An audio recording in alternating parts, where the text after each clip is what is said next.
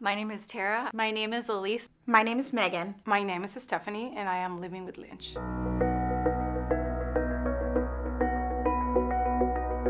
My Lynch syndrome journey began when I was about 7 years old. I was in med school. I was diagnosed with Lynch syndrome in 2019. My grandmother passed away in her 50s. My aunt passed away in her 50s. My dad passed away in his 50s.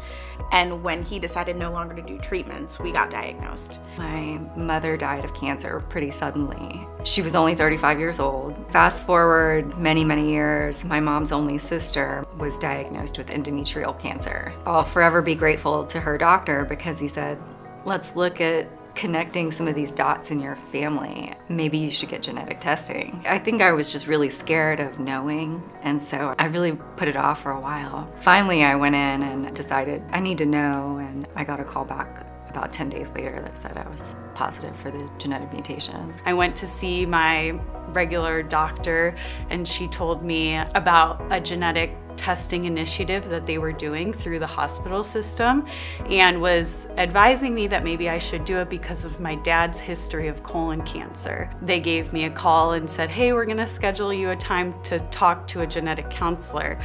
And I immediately knew, okay, red flag, there's something going on here. And then I got my results of having Lynch syndrome. My mom one day called me and she was like, I have a lot of abdominal pain, I'm going to the hospital. It was colon cancer, she got chemotherapy, and she was fine. 4 or 5 years after, I was doing my internal medicine residency, and I knew a little about Lynch. So I called to my mom oncologist, and I was like, I'm just really going through this Lynch syndrome. When you saw my mom, do you think about this? He was like, no, Stephanie, it was just like 2 or 3 people in your family with cancer. And I was like, okay, he's an oncologist, I'm just a student. So I was like, okay, maybe he's right, but maybe he's not. I went to a genetic counselor and I was like, hey, what do you think? This is my story. And he was like, I think you should get tested like ASAP. I was positive.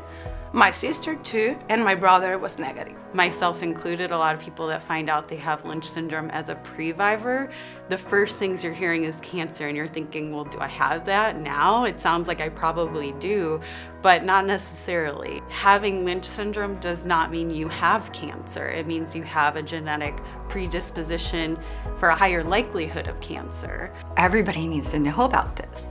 So many people have this. If you have any history in your family, you need to look at it, and it doesn't have to be all the same cancer. I see it as a blessing in disguise because there are screenings that I can do to see how I'm doing if I have cancer. I have a chance to take actionable steps. I don't have to wait for things to happen to me. I get to decide whether or not I know as much as I can and whether or not I do as much as I can. My brother always told me, like, Stephanie, I think your mission here is complete. You diagnosed my mom, you saved my mom's life, now yours and my sister. And I'm so grateful to be able to be here and to be alive and living with Lynch.